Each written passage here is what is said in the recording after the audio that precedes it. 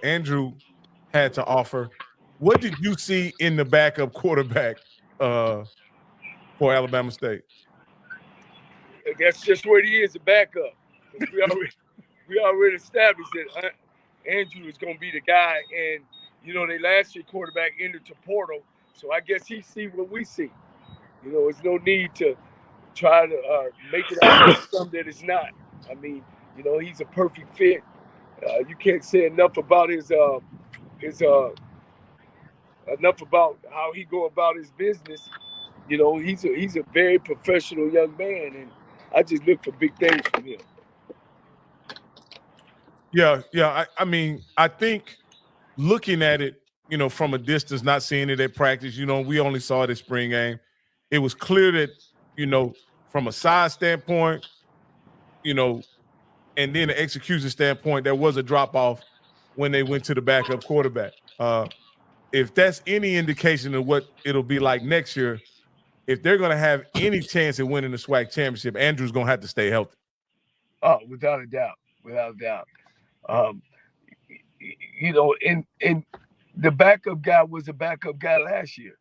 So, he really, is learning a new offense as well. So maybe that was some of the things that he might have stumbled on. But, I think Body is a quarterback. He's an athlete. He's a running back. I mean, he the total package. And they got some wide receivers that can get after it. They threw 2 deep bombs on the money. So I just seen a lot of good things, man, that made me real excited about watching them this year. Yeah, I we have a question about the O-line. What I saw with the starting O-line, I saw some big guys, some good sized guys that did really well. I must say, when the backup, now I don't know the roster was not broke up in 2 deep, and so we don't know who was actually playing. But one of the offensive units, I thought the line was a little undersized once they brought the backup quarterback in. And so, that's always a concern if you have to go to your backups, where they are, how much drop off are you going to have in the offensive line? Because one thing we do know about football, every team is going to have some injuries. And when you have to go to your backup guys, what do you have there? And sometimes you don't find that out until you put them on the field. But guys, this is the spring. Their recruits are not even in yet. So I'm pretty sure they got some O-line that's coming in, some D linemen coming in. And they look sharp. They look sharp offensively. Defensively, one thing on the defensive side ball, you just want to make sure people know how to line up. And they hadn't even brought the recruits in, so I'm looking forward to them doing some great things, man.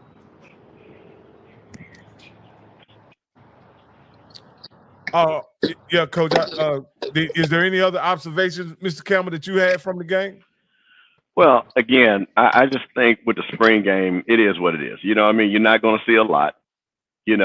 Coach wanted to get people out there healthy. And Coach looks like one of people in the chat said the backup one. He just enrolled in January. So even to your point, he's really learning. So, so again, that's just your point. So I think again, everybody, it's spring. You can only read into it. But what I'm more wanting to see, and again, Coach asked that, is they got a new coaching staff.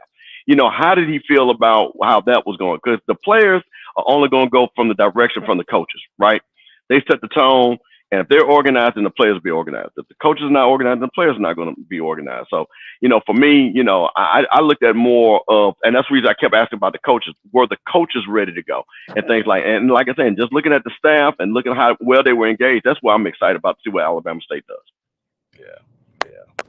Well, hey, man, look, we seen it. We was there. We're pretty pleased. And, like I said, I look forward to seeing the Hornets this year. I think Coach Robinson has grown as a head football coach. And one thing about it, you could change players, you could change coaches, as long as you don't change the head coach, because he's got a systematic way that he does things. When a coach or head coach come in, it's a systematic way. So you're always getting changes. but as long as you stand with your system. And that's why I seen the system, his system is working because of all those players that he continue to have, and surely in the spring on the off season. So the program is growing. Coach, you bring up a very good point, Coach. That he didn't come from the assistant coach ranks. He came from industry and went right in as a head coach. How hard is that? I know you were in the coaching ranks, but have you ever seen a guy do it coming straight off the street into coaching the way that Coach Robinson has done it, and have they been as successful as Coach Robinson has done up to this point? Well, I mean, Caucasian coaches do it all the time. They don't play the game. They don't play the game. They read books and play Madden, and they do it all the time. And the thing about it is that when he took over Alabama State ain't never been just a slouch at the bottom program. You know what I mean? That was good for a coach like him to come in and learn, on the fly. But my man just read all the stats off. 2-time Defensive Player of the Year, 2-time Academia All-American, and All-American, and then played in the NFL. So he ain't no slouch to football. You know what I mean? It's just that we, as African Americans, we don't get them opportunities. We got to come ready-made. And especially on these other levels, we got to come ready-made. And we hard on ourselves, But the opposite, the white guys, they get to come in and learn on the job. You know what I'm saying? So Eddie got a chance to grow with the program. It happened to be his alma mater, so I'm not surprised. Eddie Robinson is a super guy, and he's a very intelligent man. Mr. Campbell, have you seen anything like that in your time in the Sweat? Well, I was thinking, and then I was thinking about what Coach Robinson was talking about. Coach Markham, who was on W.C. Gordon's staff, which was an amazing staff, the coaches that came out of that staff. And Coach Cole, most of our coaches, again, came through the ranks, worked their way up, had to pay their dues, didn't have the nepotism where, hey, he's my friend, he's my cousin, he's my brother. So we've had consistently where guys had to work their way up. I think Coach Robinson he got that position because of the quality of man he is. That has a lot to do with it. You can talk to him and you can look at Coach Robinson and say, hey, this guy is a leader, no matter what he does or anything in life. So again, the guy is a football player. He knows football. He's always known football. Like I say, and don't forget, like I said, that's the reason why I wanted to point out, Eddie Robinson is one of the smartest players in SWAC history. You know what I'm saying? I'm talking about as far as winning academic awards. So this was nothing for him to say, you know what, let me come in, let me stabilize the program. Also, I'm going to be a good face for the program. You know what I mean?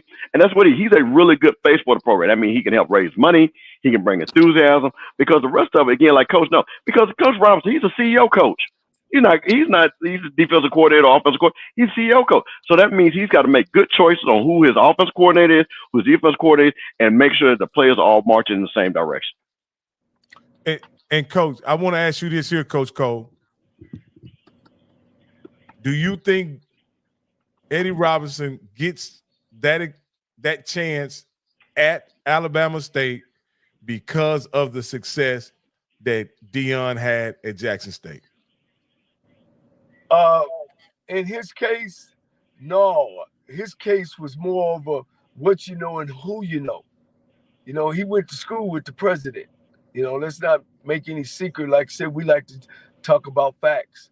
Eddie Robinson was also an analyst. He would come and interview you. He'd interview me. He's hosted some of my games. So I'm pretty sure the talk was there. You know what I'm saying? Did Deion being there played a little role in? Yes. Because at the time, once Deion came in, then all of a sudden, everybody started running out looking for NFL football. So, yeah, it played a role in it, but I didn't think it was some that was brewing and some that was growing from when they chose this president, who's the president now. Oh, okay. Yeah, that's some inside. So that's some inside stuff. Not saying he wasn't qualified to take the job, but he sure didn't have all the qualifications that a whole bunch of other people have. He kind of sort of jumped the line as well. And let me ask you this, Coach: when you jump the line as a coach, does that put pressure on you as a coach? Shoot, you, the AD, the president, everybody. You know what I mean? You really going ahead of everything. You know what I mean? You're going against the grain. So, oh yeah, most definitely making that move put a lot of pressure on a lot of people. But he's been able to do the right thing and moving the program. Now, this year, I've been talking about them maybe winning the East. If he come and stink it up, I mean, hey, that would definitely be brought up that he was given a job without earning it.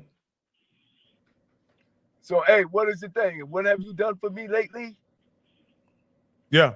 Well, I was just that's one of the questions I had. One of the things I was wondering is, one, had he, his situation was similar to Deion's in the sense that they were NFL players, didn't coach in the SWAC as assistants, and then they were hired as head coaches at HBCUs. I don't, to be perfectly honest with you, Deion had tremendous success right out the bat. The other two coaches that were given opportunities similar to Deion is Eddie Robinson and then Eddie George. Eddie George hadn't had a tremendous amount of success as a coach, right? I believe he's helped the university out some regarding their raising their profile and even help them with raising money. Right. But right. Eddie Robinson, for the most part, I think he's going to be judged, by his success on the field. And up to this point, he's had a gradual ascension. I want to say he went 6-5 his first year, and he went 7-4 last year. So, as Mr. Campbell has mentioned, this could be the year for Alabama State to get over the hump and possibly win the East and vie for a SWAC championship. My only question, one of the things that I look at is, you made a great point, Mr. Campbell, is that the other teams who have won the SWAC in the last 3 years, they were settled at quarterback. They were settled. They had some things settled that now Alabama State didn't come out of their season with them settled already. They had a question at quarterback. They were losing a all-conference. Some felt like defensive MVP. Like, they have some questions coming out of that, and but that target is going to be put on their back anyway. So, I guess what I'm saying is, I understand how they can have those expectations, but I think Coach Robinson, would it be fair to say that he should have a better season than the previous year, having those questions coming out of last year? Well, that's the thing. I think he's building the program. See, this goes back to what I talked about. He's in year 3. This is where you start seeing the fruits of your labor. Everybody knows how he runs things. He's got his people in place. He has players that's been with him now for 3 years. It's not like the whole team is transfers, okay? So he's got a good group that has been around. They're juniors now. They should be leaders that are going to be able to set the table for that team. And again, it goes back to my point again. If you want to be a champion, it starts before the football season starts. It starts way back in the spring. It starts when these guys in the weight room with only the strength and conditioning coach, and the strength and conditioning coach is not even there. So these are things to be a championship squad. So those are things that, again, what Alabama State is going to have to put together. You got Andrews coming in. Andrew is a natural born leader. That is very obvious. But again, he's new at Alabama State. So he's got to learn his players, his teammates and things like that. So again, when you look at everybody else, Jackson State is going to be tough. FAMU is going to be tough. There's no doubt about it. So, again, it's not going to be where you see, like the last couple of years, it was Jackson State, then FAMU. Then it was last year, it was FAMU. Now you're talking about 3 teams that, depending on who you like and what you like, all of them can say, we got the best team in the East. That's a fact. So there's no head and shoulders team that is in the East that say, you look at that guy and that team, FAMU is that much better than Jackson State, or Jackson State is that much better than Alabama State. So that's what's going to be interesting now as we go into the spring. And to what coaches say, you got to understand something. You're going to see a flood of players that all of a sudden that are going to come to Alabama State, Jackson State, FAMU, because that portal is wide open. And these kids are not getting the offer that they think they get. And I'm talking about high-level kids that jumped in that portal. So there's going to be some opportunity to even upgrade in the portal for all these teams. So you're going to be seeing guys like, oh, wait a minute. Like I said, FAMU just signed a guy from Pitt today. You know what I mean? Out of nowhere. So, again, these coaches are working that portal. So, to Coach's point, it's a lot of things that have not even been settled yet as far as the roster. Yeah. And here's the thing, too, guys. Eddie's been in his program for 2 years, going on 3. Cozy is starting off his program. TC Taylor over there is just 1 year in. So, you got one program is 2 years ahead of the next program.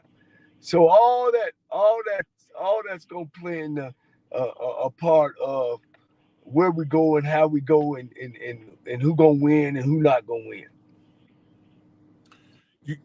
Coach Cole, we've talked about the turnover amongst the coaching ranks extensively on this channel.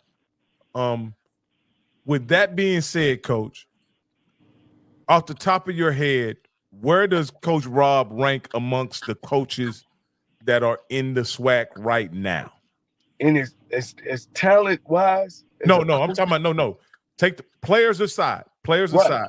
Where does he rank as a coach of the coaches that are in the SWAC right now? I think he's one up there with some of the best of them. Because when you really look at him, you got a new coach at Alcorn. He was at Pine Bluff for 1 or 2 years, didn't do well. But now he's the head coach at Alcorn. You got TC Taylor, got his first job. All right.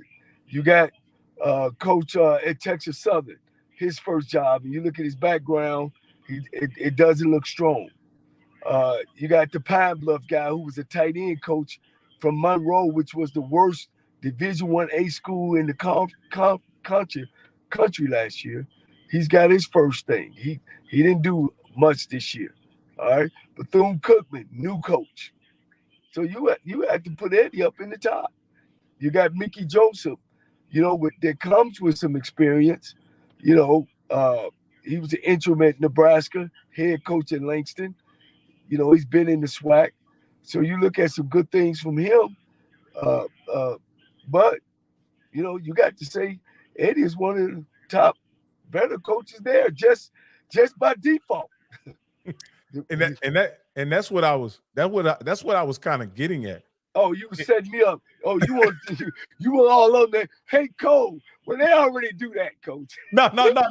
What I'm saying, Coach Cole, I want to say, and our logic kind of lined up. What I'm saying is, by default, he is the most accomplished returning. I would say him and TC Taylor are the 2 most accomplished returning coaches in the SWAC. Wait a minute. I got to put a dead stop on that. Please do not forget Bubba McDowell, who actually has won conference championship. You're right. I mean, division championship. Right. So let's pump the brakes on that. On the East, can we put that on the East? Yeah. Okay. Yeah. Because like I said, we kind of leave him, and we got to give Coach McDowell credit. So on that, but go ahead. And speaking of that, guys, I put a media pass request in to PV today, and hopefully they'll reply, and I'll go down there and cover that game and be able to give you guys some input on what's going on down there at on the hill, as they say in Prairie View. Let me apologize to Bubba. I mean, but Bubba's another one though, Campbell. I mean, he's been around. He coached the defensive backs, but he been 3 years in Prairie View and 2 West championships? Yeah. Now let's look at that on his face, though. No, he's only coached 2 years. 2 years, yeah, 2 years. And he's won one, right? So he go to the championship once, right? Yep. And I think that was in his first year. No, he went the second year. Second year, last year, this past year. Look what happened that second year. Remember we talked about that? How Texas Southern, first it was Southern should have won. They lost it, gave it to Texas Southern. Texas Southern lost it. It fell in Prairie View's lap. Well, no, that wasn't the year. Yeah, that was 2 years ago. Prairie View. Yeah, that was 2 years ago when that was 2 years. Southern ended up going to the championship. Yeah, that was 2 years ago. But to your point, they could have beat, if they had beat Mississippi Valley, they would have played in the SWAC championship rather than Southern. So you got a point. They got beat by Mississippi Valley the last game of the season to get eliminated from contention. Right. So one would say, I'm in contention to win the SWAC championship. I go play the worst team, perennial worst team in the history of the conference, and I lose. That's not a good sign for a head coach, because now you're saying that you didn't prepare your team. But you can't take nothing away from winning. And Bubba should be mentioned, but I wouldn't say that he's in the top. Well, let me give, I think we're doing a disservice because we're making a judgment on something that we need to. We do realize. Let's talk about this for a second. Other than Carnell Maynard and Coach McDowell, every other team in the SWAC has transitioned their coach in the last 2 years. Every team. Think about that for a second. Every team on the east and west side have transitioned their coach. Really, so, every team except A&M. Yeah. So for us to start saying who's this and who's that, none of these guys have even a long track record to even have a realistic conversation, because there's not a resume long enough to even sit back and say this guy's this. So by default, Coach Robinson, who's been there 3 years and he has his team trending upwards, then yes, you can see, because you can see his team trending upward. That is the thing, what you see. So again, that's the only reason why I kind of, it's not like when you're seeing with the SEC and they've got guys that have been there, or, in the Big Ten, or guys have kind of been there, you can kind of look at their resume. The SWAC has just had, and which is sad, the amount of turnover in the coaches is ridiculous over the last 2 years. Well, Mr. Campbell, the question was asked, where did I see Eddie was at? If you come September and you're not ready to play, you can't, I ain't one of the ones that say, oh, well, this is just my first year, or this is my second year. The object of being in that position is to win football games and to win championships, But I get it, what you're saying. I mean, it makes sense, but when the question was asked, you had to take what you have. You know what I mean? Right. No, I understand, but I just want to just kind of give the audience some depth to that. Yeah. Yeah, take lemon and make lemonade. You know what I mean? Yeah. So that's kind of where I was, and of course, Coach Banner would be the grandfather of the league. Which is amazing when you say that. It's just utterly amazing. And I always gonna say this: in the last 23 years, all the coaches who won the conference is on the shelf, and very few of them are even coaching in the SWAC. And you're right, it should never be a turnover like that. It hurts the league, it hurts young coaches, it hurts players that want to come out and go places. When you get that much turnover in coaches. Is Rocky out? Coach Campbell.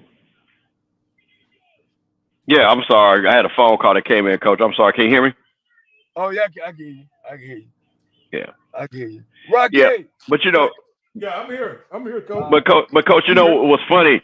But that kind of jumps back to, again, the golden era. When you're talking about, again, the continuity of coaches, Eddie Robinson, Marino Castle, W.C. Gordon, Archie Cooley, You know what I mean? The consistency that was all across the conference that you saw, that with these giant figures that you could look at and say, hey, you know what? When you looked at that matchup, you knew that coach was going to be across the sideline from the team that you rooted for.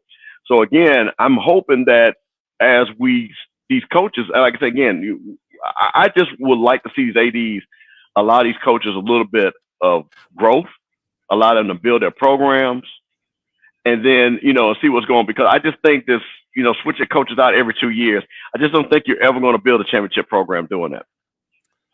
Let me ask you this, guys, because I can't remember off the top of my head, but has the AD turnover mirrored the coaching turnover? The 1980s? No. I said the AD turnover, because I know we've had some. Oh, the athletic director turnover. Yes. The athletic director turnover, has it mirrored the coaching turnover? Meaning it not as bad as the coaches, because Southern's AD's been there. You got a new AD at Valley. He been there 1 year. New at FAMU.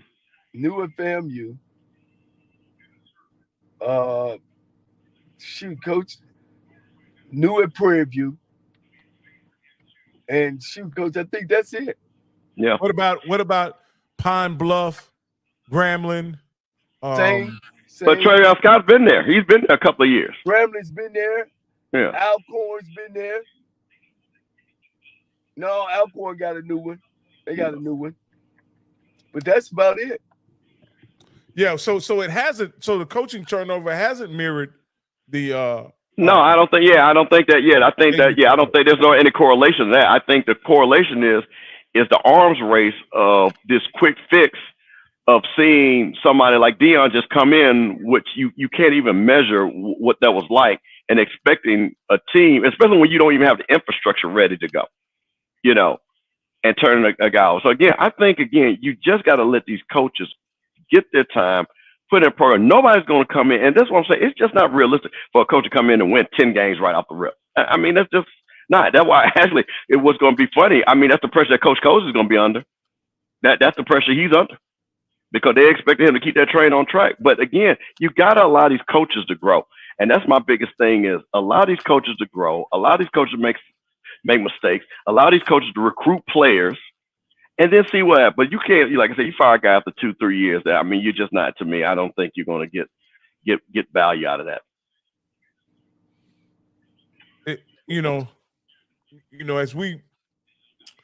As we talk about this and the coaching turnover ad nauseum, ultimately, I think, in FAMU's case, they got it right. I think they got it right. When you talk about, let's talk about two other schools that had coaching turnovers in the same hiring cycle, which is Southern and Grambling, right? And the season will play itself out, and we'll understand. But it seems to me that they went, especially Southern, rather than getting the best qualified coach, they went with the default choice. And in that situation, I see them in a couple of years hiring another coach. And so, yeah. And when ADs are making those decisions, how can you not end up changing coaches out year after year after year? Well, Southern AD said it. I mean, which he said, we don't have the money. He said it. He said, we don't have the money. And again, when you say that, Southern, see, again, this is just my soapbox. When you have a school like Southern that has the fan base like they do, that has the recruiting area like they do, be very clear. The fertile recruiting area that Southern sits at, and then you say, well, we just don't have the money. We're just going to take the guy that we can afford. I think you're not doing a service to your university and to the football program. And I think it's going to show in wins and losses. So like I said, again, I don't think Southern's going to win over 4 games. And I think that's what's going to happen, because they did not say, you know what, we're going to dig deep. We're going to find out, because again, Southern should always be good. Just because they're sitting down there with all that talent in Louisiana, they should always be good, not being funny. So, they just haven't. So I've yeah. heard you use the term in other coaching appointments or hires as a lazy hire. Would you know? With all due respect to Coach Graves, would you categorize that hire from a AD standpoint as a lazy hire? I would, and because if I'm gonna get rid of the head coach of a losing program, why would I turn in hard assistant coach? It just looked dirt. It got dirt all over it. Was the assistant coach saying something to the AD about the head coach? What is it? We wasn't winning.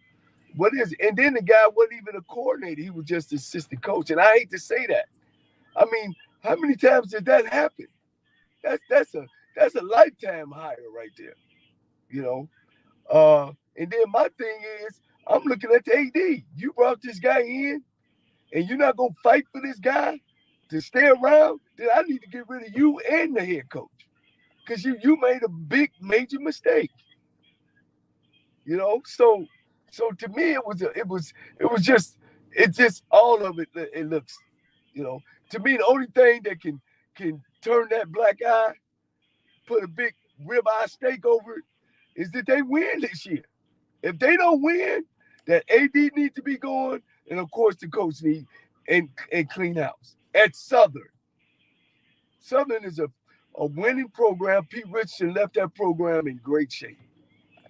We need to go out and hire some qualified guys that got some qualified experience, at least at the head coaching position. Where am I at? Southern is not a losing program, so I don't need a coach that have taken 0-10 teams and turn them around. I need a guy to take them where they are and move forward. So I need a guy that's a winner. So you can break each place down and say whether it was a good hire or not a good hire. Yeah, Coach. I just when we first and I must say I was on board with Scotty when he identified Coach Robinson as a brotherly hire. You know what I mean? It was.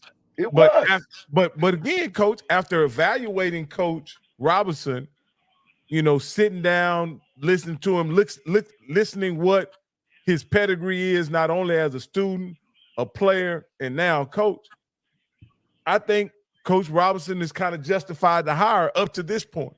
But right? Coach, you said now as a coach. He wasn't a coach.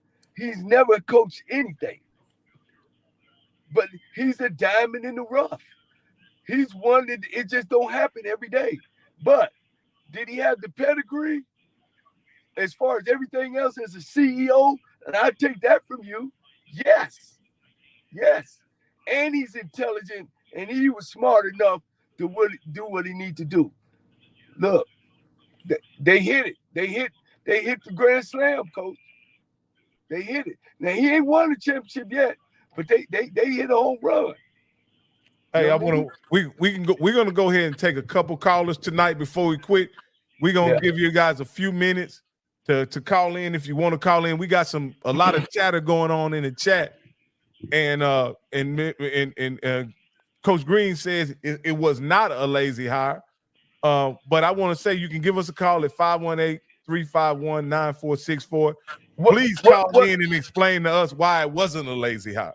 Coach Green was saying, in Dooley we trust. So how much do we even want to hear what Coach Green is about to say about that? But all I heard was Dooley. Coach Green. He's a Southern alumnus who coaches at Rust, and all I'm going to say is that Southern did not beat Jackson State. They did not beat FAMU, and they did not win any significant game in those 2 years that Dooley was there. They lost to Texas Southern. So stop it. Tell it to people.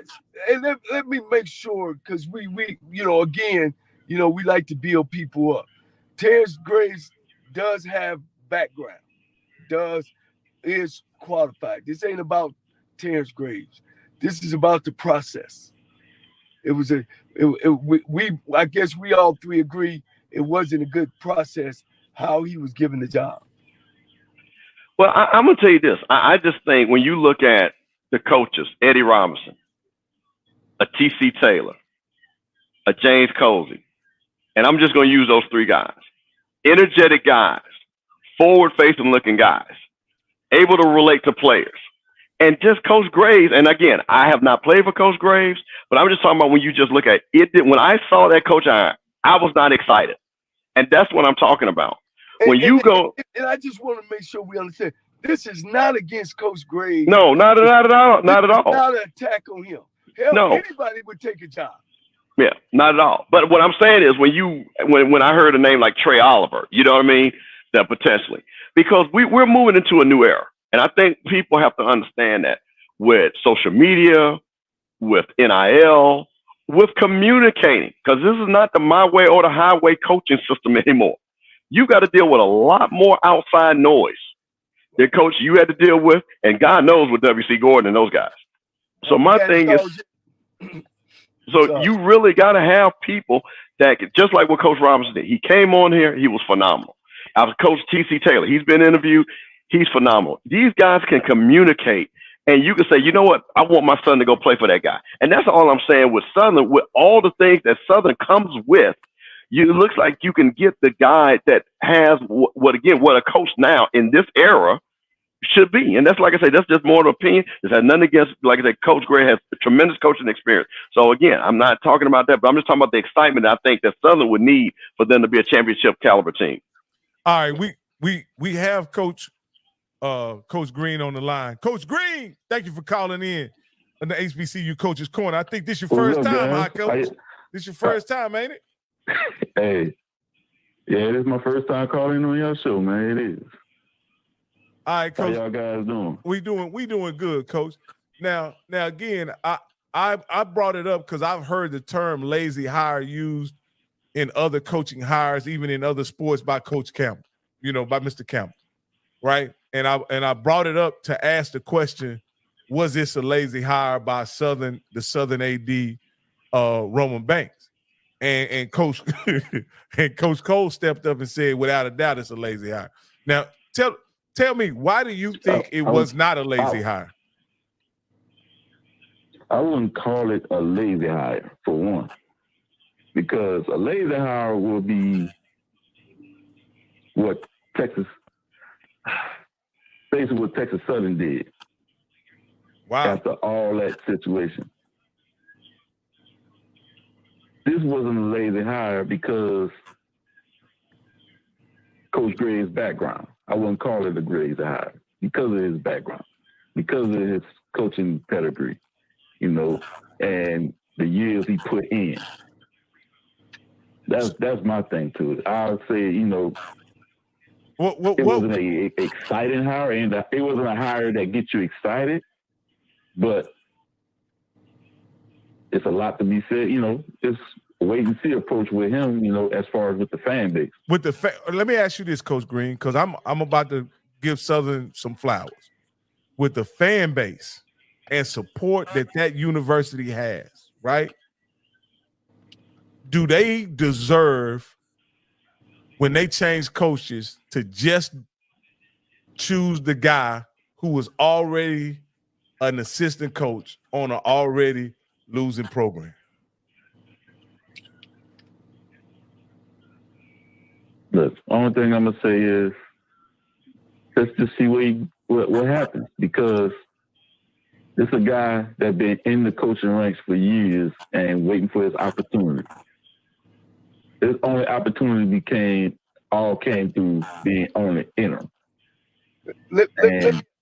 When he became, every time he been an interim, he has won. One game, Coach Green. This Coach Cole, man. How you doing? No. Look, we get it as one game. But he always been a winner with that one game. So now let's see what he do with the whole season. Coach Green. You got to understand with the Dooley situation.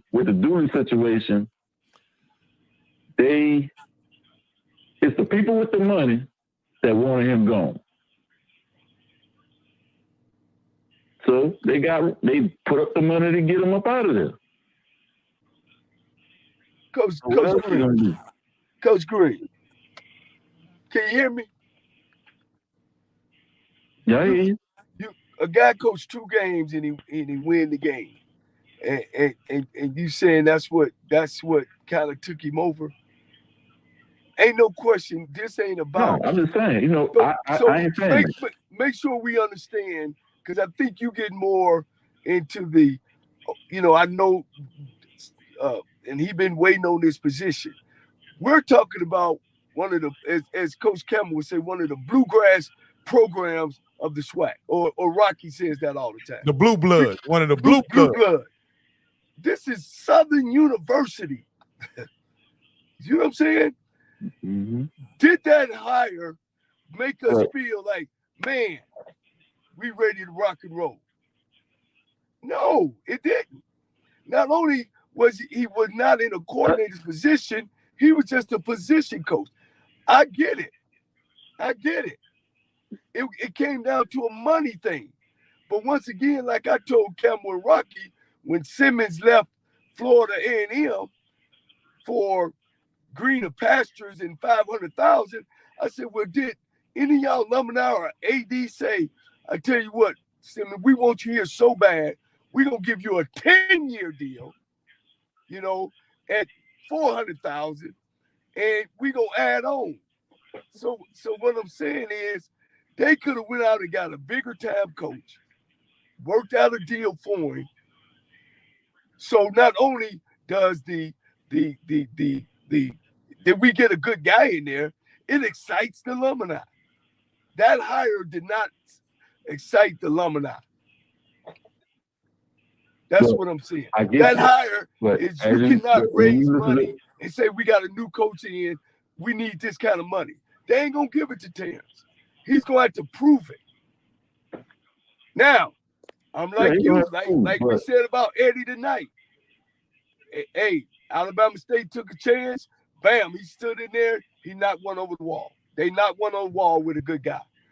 Terrence got that opportunity. That's what I want to say. Yeah, that's how I'm looking at it. Look. Okay. As you saying, what Coach Graves didn't deserve it. No. That's not what he said. No, that's not what he said. That's not what he said. He didn't say that about Coach. I know what he meant. I know what he meant, but that ain't how I mean it. But I'm just saying, he's basically in the same shoes as Eddie Robinson. That's all I'm saying. He's basically in the same shoes as Eddie Robinson. Because Eddie Robinson really was no exciting hire. Just like Graves ain't no exciting hire. Look, hey, with Eddie Robinson, you gotta see what they do. Because what? I wasn't for Eddie Robinson getting hard. I mean, I would say I wasn't for him or was against him, but I thought it was a whole bunch of other more qualified people out there. But I knew the inside of that Alabama State deal. You know, he was alumni and all that. Mm-hmm. He was a 2-time All-American, academic. Yeah, that was the deal. And Southern didn't have a deal with Terrence Graves. So, he ain't no alumnus of that school. Even though he was on Pete Richardson's staff. Nah. I know that whole deal. And let's say this, and I'm gonna say this, right? And this may sound kind of high-minded, but with the success and pedigree of Coach Eddie Robinson, I believe there are some aspects of him, he didn't have to come to the SWAC as an assistant coach or coordinator. His pedigree said that I operate at such an elite level, at such a high level of success in my personal and business life. If I'm going to come be a SWAC coach, I got to be the head man. And I think after talking to him, understanding his pedigree, understand his accomplishments, I can see how that could be the situation with Coach Robinson, that he wasn't going to come to the SWAC or he wasn't going to be a coach unless he was going to be the head man based on his success and his pedigree. But and then also, this is the other thing y'all should look at it like this. On the one side of the ball was actually more consistent. You know, the issue was on the offensive side with Southern. It wasn't the defensive side. Everything was on, and it was on the special teams. Everything was offense. So now let's see what they do since they change one side of the ball, because on the offensive side, only one person controlled everything offensively, and that was Dooley. He controlled what be played, he controlled if they're going to pass or if they're going to run, and what quarterback going to play. He only wanted one particular quarterback. He didn't want to give nobody else a try, no matter how bad it was looking. Well, let me ask a quick question, and this is more defense. Let's see what's going to happen. Well, Coach. All right, Coach Green. Let me ask you this question, and this is because again, you're a Southern guy. You know Southern. I try to follow Southern. I'm not a Southern guy, but I'm going to give you the outside looking in. Okay, when I'm watching, and I'm talking about energy, and I'm looking, Jackson State just signed a guy from Cincinnati. FAMU signing a guy from Pitt. Coach Robinson is getting an all-SWAC linebacker to come from UAPB to come to Alabama State. He gets Andrew Body to come to Alabama State. FAMU gets an all-SWAC linebacker from Ballard to come. I don't see the portal being worked for Southern. And what my thing is where is the energy on the recruiting side? That's what I guess my point of it is having dynamic coaches who can go in the portal, sell their squad, sell their school, and have players to come in. Because I'm going to keep saying this again. You guys are right there. Literally what FAMU was doing, you got any guy that at LSU is not playing should be over there at Southern. Seriously. And I don't see that energy. And again, we're all following the same recruiting channels. We're all looking, and I never see Southern sign X, Southern sign X, Southern sign X. But I see Jackson State, I see FAMU, I see Alabama State, I see Bethune-Cookman. So that's what I guess my question is, where is that recruiting energy that you all need? Because no matter what you're saying, offense or defense, you guys did not beat a winning team. You guys didn't beat anybody. So what are you going to do to take that next step? That requires to have better players. So that's my question. So, and this is the thing, as a coach, we all, as Coach Cole knows, nobody knows what's going to happen until the game start playing. Only people that know what's going on is the people that's inside that building with the football team. The coaches know what they got on the field. And as far as recruiting, after the spring game, that portal going to be jumping. Because right now it's jumping on the basketball side. That portal going to be jumping. I know we in the portal. We trying to hit some people in the portal as far as basketball. But as far as that portal, there's going to be some people that are going to be signed after the spring game. Because spring game coming up, and then they're going to start jumping after that. Hey, Coach Green, I want to ask you a quick question before we let you go, because this is a question I've been dying to ask a Southern Knight. Dying to ask them. If we roll back time and you guys have fired Dooley, right? And your guys are going through the hiring process and you have Fred McNair available or Terrence Graves available, who would you have chosen as your head coach? Should be out of time, probably Fred McNair. Okay, that's what I thought. Well, good thing about it, Coach, you guys do have Fred McNair. He's not the head coach, but he is on your coaching staff. Yeah. I got you. Hey, that's a hell of a staff too.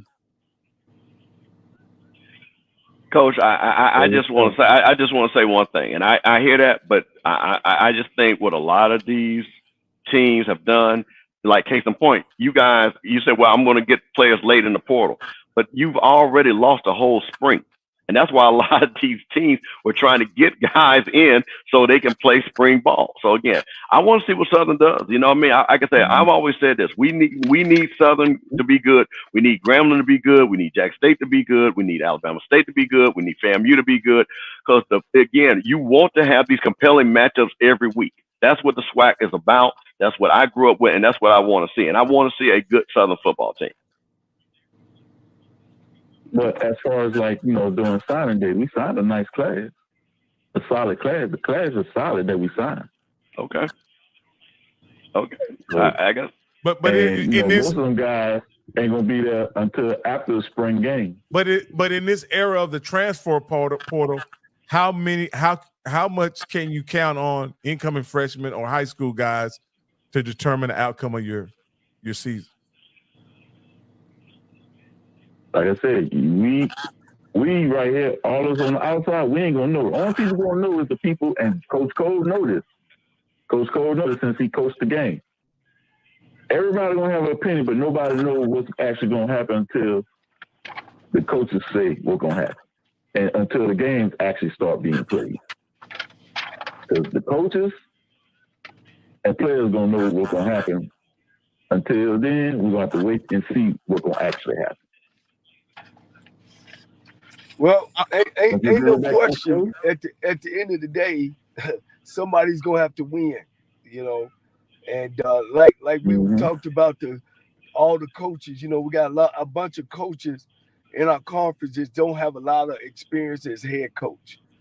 You know, Bubba was a DB coach, Eddie was out of coaching, Terrence got some coordinator experience. The guy up at Pine Bluff had no head coaching experience. I don't even think he had coordinator experience. Maynard was the only one that actually was coming from a head coaching job. Mickey Joseph was an interim, you know, and he don't have no coordinator, but he was a head coach in Langston, you know, so he had some experience. Cozy, was he an offensive coordinator? He was defensive back coach. He was a head coach in Canada. Yeah, head coach in Canada. Yep, and he was defensive back coach for MU. Yep. Okay, well there you go. You know what I'm saying? The guy down at Mississippi Valley State, he was a wide receiver coach at Delta State, so he comes in with no experience. The guy at Alcorn, which I think is real good, he had head coaching experience as well as some coordinating experience. So, you know, none of them didn't come with a wealth, but enough. So we'll see. We'll see. All right, thank you, Coach Green, for calling, man. We appreciate you calling in, man. I just wanted to get your input on why you didn't think that was a lazy hire, and you explained yourself well. Thank you very much for calling in. Will Davis, he had tremendous energy. He was hollering out, "Dooley, we trust," all the way through as that ship was sinking. So yeah, he did have energy. He had a lot of energy. hey, when he was our coach, it was Dooley, we trust. Hey, now it's all about digging graves for everybody else. Graves is good. Hey, Coach, don't you get Coach Graves chasing me around now. You know, it never was about it. It was about the process. And hey, we all entitled to our opinions. But like you say, when the ball is kicked off, hey, he on the clock. Absolutely. Oh yeah. Hey, when is the spring? When is the spring game, Coach Cole? I mean, Coach Green. When is the Southern spring game? Supposed to be April 13th. Oh, okay. All right. I look forward to you giving. Maybe are you gonna go to the spring game? Nah, man. I'm in Holly Springs, Mississippi, trying to recruit for basketball, man. Okay. And I also coaching tennis too. Oh, okay. All right. So we in our recruiting thing, so I ain't gonna have time to go down to Baton Rouge. One time for Russ College. Absolutely. Hey, well, thanks again. Oh yeah. Thanks again, Coach Green. Hey, that was Coach Green giving us a call, man. But hey, we've reached that time of the show, guys, man. This was a great show. This was a great show, man. And we've had a great week, guys. So with that being said, Coach Cole, can you take us out? Man, I can take you out. I just want to give a shout out to my my elementary school team coach. You know, these kids hadn't played no ball. They don't play recreation at all. And we had one practice, man.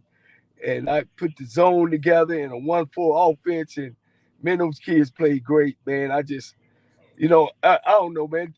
I think when I think of my coach career, you know, my best times, man, has been working with kids, man. And, man, I'm just so excited and just can't wait to see them tomorrow, you know, and, you know, give them a hug and you know, and go from there. I'll be headed to Ohio.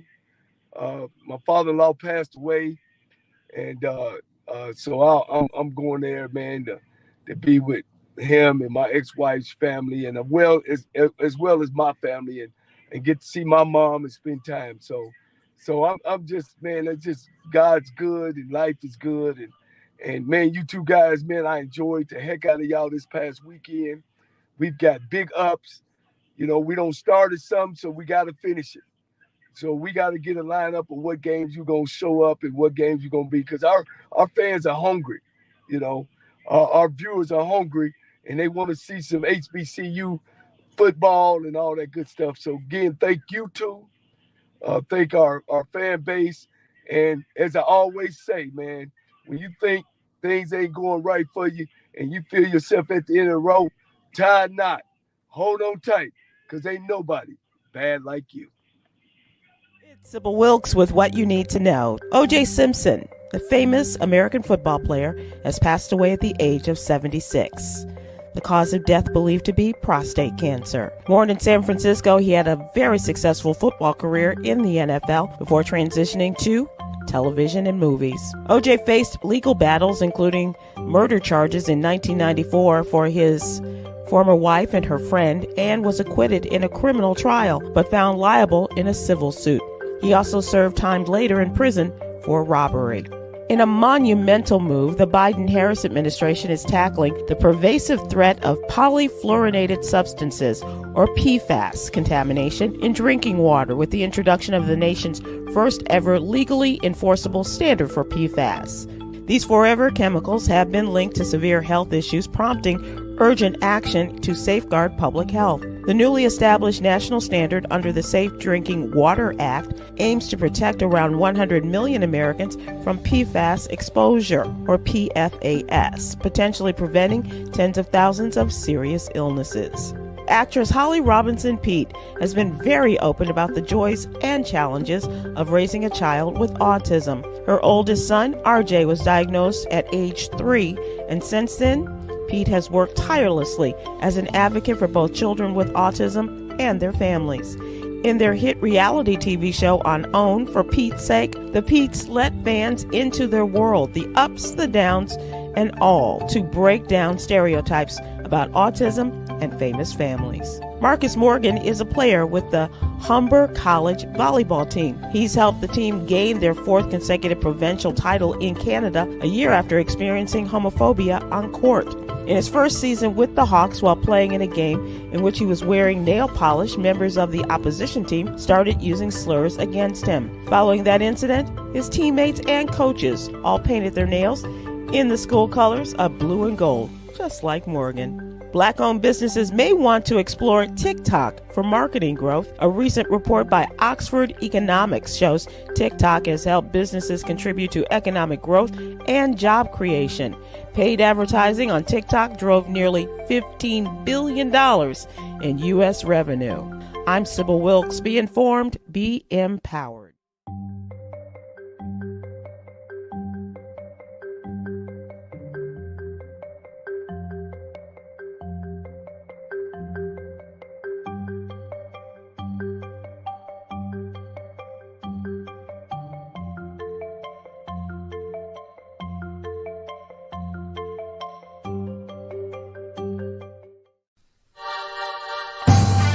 My name is JM&E, and I won $500 on the lunch break for keeping up with the Jonas Bracket Challenge.